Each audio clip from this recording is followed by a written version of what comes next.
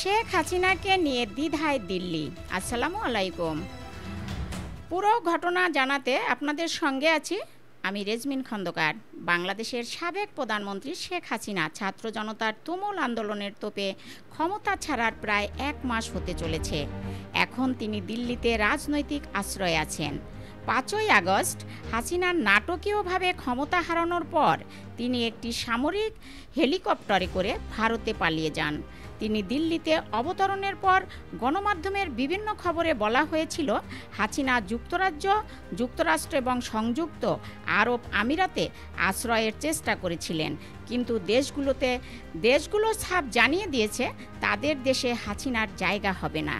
এই পরিস্থিতিতে তার সামনে অপশন মাত্র দুটো, হয়তো তিনি ভারতেই রাজনৈতিক আশ্রয়প্রার্থী হিসেবে থাকবেন, না হয় তাকে দেশে ফিরে আসতে হবে। এখানে দেখার বিষয় ভারত হাসিনার বিষয়ে কি সিদ্ধান্ত নেয়। তবে অনেক বিশ্লেষক মনে করেছেন যদি হাসিনা স্থায়ীভাবে ভারতে অবস্থানের সুযোগ পান তাহলে তা দিল্লিকে বাংলাদেশের বর্তমান সরকারের সাথে সম্পর্ক গড়তে চ্যালেঞ্জ তৈরি করবে। যদি এমনটাই ঘটে তাহলে দিল্লির কূটনীতি মারাত্মকভাবে প্রশ্নবিদ্ধ হতে পারে। কেননা ভারতের কাছে বাংলাদেশ শুধুমাত্র প্রতিবেশী দেশই নয়, দিল্লির কৌশলগত অংশীদার হচ্ছে বাংলাদেশ। এছাড়া ভারতের সীমান্ত নিরাপত্তার জন্য অন্তত গুরুত্বপূর্ণ ঘনিষ্ঠ মিত্র হচ্ছে বাংলাদেশ। বিশেষ করে উত্তর পূর্ব রাজ্যগুলোতে ভারতের জন্য বাংলাদেশ খুবই গুরুত্বপূর্ণ। অনলাইন বিবিসির এক প্রতিবেদনে এসব কথা বলা হয়েছে। এতে বলা হয় দুই দেশের মোট সীমান্তে 4096 কিলোমিটার। এর মধ্যে ভারতের উত্তর পূর্ব রাজ্যগুলোতে যদি কখনো বিদ্রোহ দেখা দেয় তাহলে তা বাংলাদেশের সাহায্য ছাড়া মোকাবেলা করা দিল্লির জন্য কঠিন।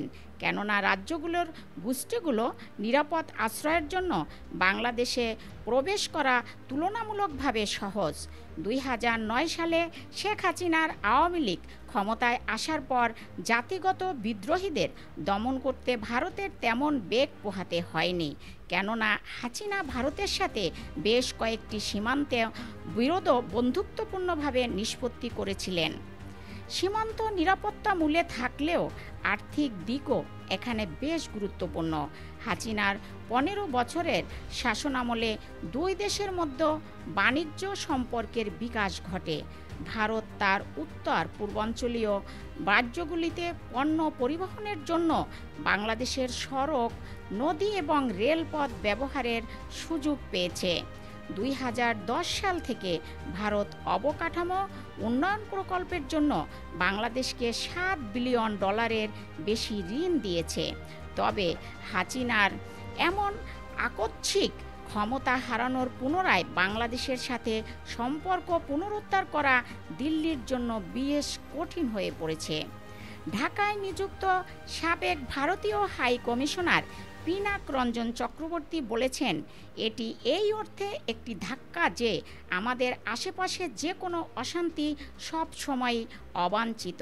তবে সাবেক এই কূটনীতিক জোর দিয়েছিলেন যে দিল্লি ঢাকার অন্তর্বর্তী সরকারের সাথে কাজ করবে, কেননা এর কোনো বিকল্প নেই এবং বাংলাদেশ অভ্যন্তরীণভাবে যা করবে তা ভারত নিয়ন্ত্রণ করতে পারবেন না।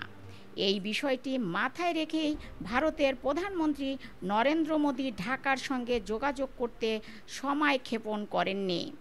যাই হোক, গত 15 বছর ধরে হাসিনা এবং তার আওয়ামী লীগের অতি অটল সমর্থনের জন্য বাংলাদেশের সাধারণ মানুষের মধ্যে যে ভারত বিরোধিতার জন্ম নিয়েছে তা লাঘবে দিল্লির আরও সময় লাগবে।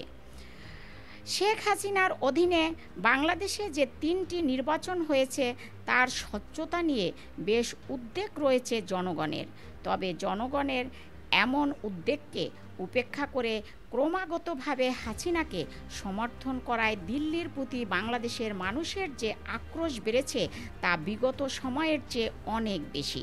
হাসিনার পতনের সাথে দিল্লির প্রতিবেশী প্রথম নীতিটি আরেকবার ধাক্কা খেল। কেননা বাংলাদেশ ভারতের আধিপত্য বিস্তারের যে কোনো প্রচেষ্টাকে প্রতিহত করতে মালদ্বীপ এবং নেপালের পথেই হাঁটবে। এতক্ষণ